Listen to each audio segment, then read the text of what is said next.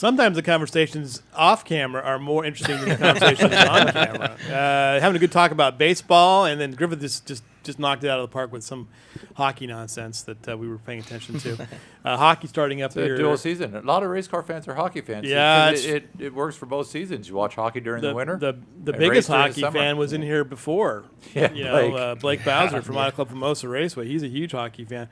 Well, we're having a great time. The Bud Nationals are coming up this weekend here at Auto Club Formosa, Bakersfield Speedway, and they're both historic. They're both. You can both put them in the same kind of category. Both important to the sport of racing, and both important to Bakersfield historically.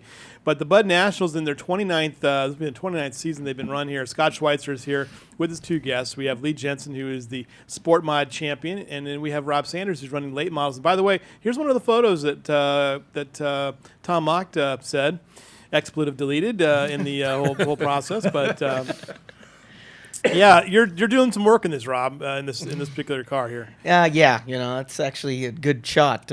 Bakersfield Speedway getting a new body to look like that is tough. Yeah, rule of thumb is don't go to Bakersfield with a new body. No offense, Scott, but no, I know. No, it's that was I think the new car when it just came out. And then you're also running. Actually, this is still your late model, right? That's correct. But you're also running A mods too, and you're running two classes this weekend. Yeah, I wasn't intentional. I wasn't going to be racing this the A mod this weekend, but Kevin Irwin had run my car a couple weeks ago and got into a first lap incident in the main event and flipped it. So that car was slated to run Vegas during the Duel in the Desert in November. Well, I needed to get another car, so I talked to Henderson, who has 3 modifieds, and I got with him and we worked that deal out to where I can run the Bud Nationals, try to get a feel for the car. I definitely want to be in the car before that big show because you don't get very many chances over there in Vegas. 280 mods that you're trying to compete against. Wow. It's a show, and that's the reason I bought that car was to run that event. I really want to be competitive in it, and I ran the Victory Circle a couple years ago in Vegas, and then I bought this Harris car. It's a completely different chassis. When it got wrecked, and I had to find an alternative. So I went to Henderson, and luckily, I worked with Henderson before, and he was fortunate enough to let me rent the car, and I'll take it out there and see what I can do with it. Give us a little idea of your background with racing, and where did you start, and how did you get started? Way back 100 years ago, I started in a hobby stock, which is I don't know. I classify it as an American stock now. I mean, their rules, they're pretty the same. You don't have the bigger cars. Yeah. Mine was a Chevy Nova. They allow Camaros now in the hobby stocks. They didn't allow back then. It was basically a hobby stock, and then I just went right from hobby to modified, and because we didn't have a sport mod class back then. And struggled in that for a few years, and then that was an eye opener, wasn't it? Yeah, it was definitely a first lap of practice. I rented the track from Scott. I went out there in my Wade Moon chassis, and first lap hit the wall, turn 3, bam. And the car, those cars are different. When you let off the throttle, they go right, they don't go left because you've got so much rear steer and so much dynamic, twisting of the car that when you let off, everything settles and it pushes. So it was new to me. I went from a leaf spring car to a 4-bar car, and it was definitely an eye opener. Hit the wall, had to reclip it, and go back out there and do it again. So it's definitely been a lot of fun. That modified to live. One of the things that I'm always fascinated by is that some people will say, "Oh, well, drivers aren't athletes," but when I've gone out to see what's going on at Bakersfield Speedway, or I've watched the video, or I've seen the photos. Just the physical act of driving those cars, even for 30 laps, what is it like physically? It's a workout. I mean, I get out and I'm drenched. I mean, and that's if the car is in good shape. If the car's not set up right, you are definitely manhandling it. Your arms are sore, your hands are sore. I mean, you'll if you watch the guy's hands, they're constantly moving. He's working in the car. Yeah. It's definitely a workout. What about for you, Lee? Yeah, it's the same thing. I mean, you see us here on camera. He's nice and fit. I'm fat. My car's got to handle good, or I don't want to drive them. I'm like, we got to get this thing fixed. But I mean, if you guys see on the dirt track, these guys are. It's very rarely that they're making the same lap on the same line. They're constantly high, low.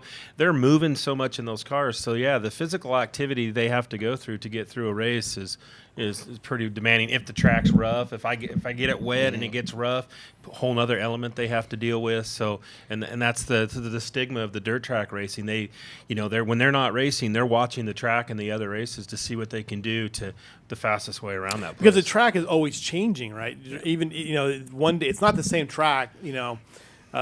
Right. Friday will be Saturday, right?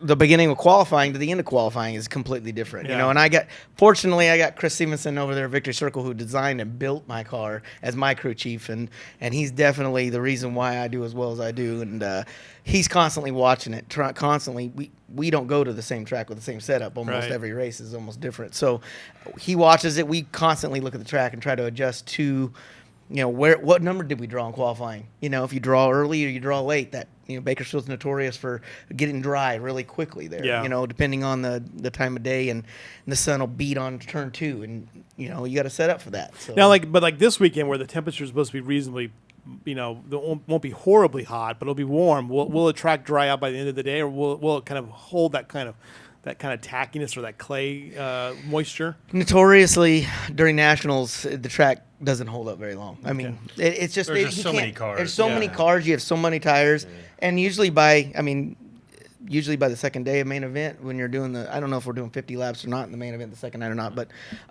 it rubbers up. It'll actually take rubber. It'll actually become an asphalt track. And your car really? you have to actually free the car up to get it to turn. You say on Friday night it's going to rubber up, isn't it? By the time you get there. Typically, it'll glaze. You'll see it black, but there's a difference between black and glazed and cleaned off and rubber. Typically, it doesn't. I mean, it can absolutely if it's warm enough and the tires and there, it just depends on how packed he gets it. And what's the difference between a track that's glazed and a track that has rubbered up from that point? When the track dries out, it'll get dusty. You'll see the dust in the air and everything. Well, soon after that, if you keep running on that track, the dust will then go away, but then you'll start to see this kind of a haze on the track. It's almost like you took and It's got like a threw a blue bunch glaze. of salt. Isn't You it? put a bunch of salt on asphalt, and it's slippery. It's you're driving so slow. You're trying to keep the car barred up all the time. Eventually, what'll happen is your tires will the track will get abrasive and start to burn the rubber off your tires, and your tires will get hotter and hotter and hotter. Now, once the tires get hot, they'll start to stick, and the rubber will literally come off the tire onto the dirt and the clay and become rubbered up. Then your car will become tighter and tighter and tighter, almost like the track was heavy. So you'll start to see that left front start to come off the ground again on the cars, and it becomes really, really fast. It's interesting all the different elements you have to kind of judge for, in this kind of racing too. I mean, the way the track conditions change, the weather, how it's going to impact you. It's a very interesting to listen to you guys talk about it a little bit.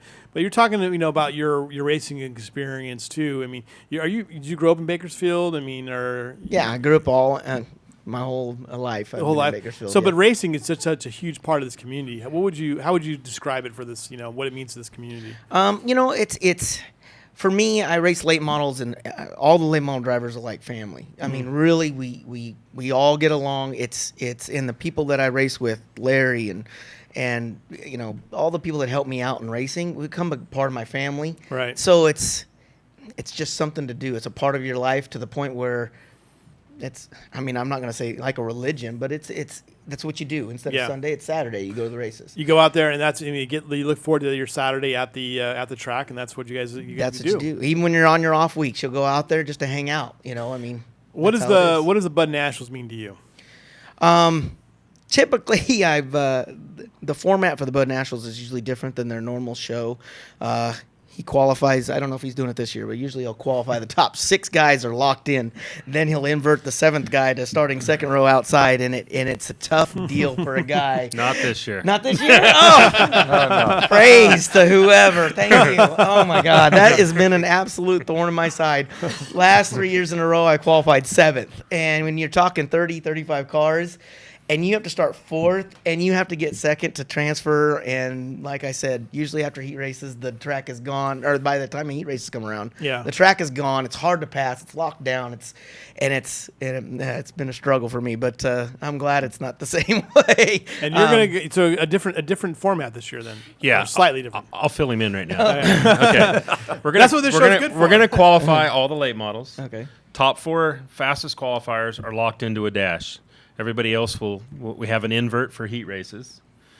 Take the winner of each heat race, the 4 heat races will also go to the dash. Then those 8 cars will run a qualifier race that'll set the first 4 rows. Okay. Second place in all the heats, those guys are locked in. They transfer to the main event. They'll line up after the first 4 rows. Everybody else will go to a split B main to set the 22 starting cars. So what's the invert? We'll tell you Sat Friday. That's the thing. I know the inverts for the fans, and I understand that completely. Yeah. It's just tough for a guy, when the track dries up to get past him. Griff, how many of these have you covered in your career? Oh, All of them?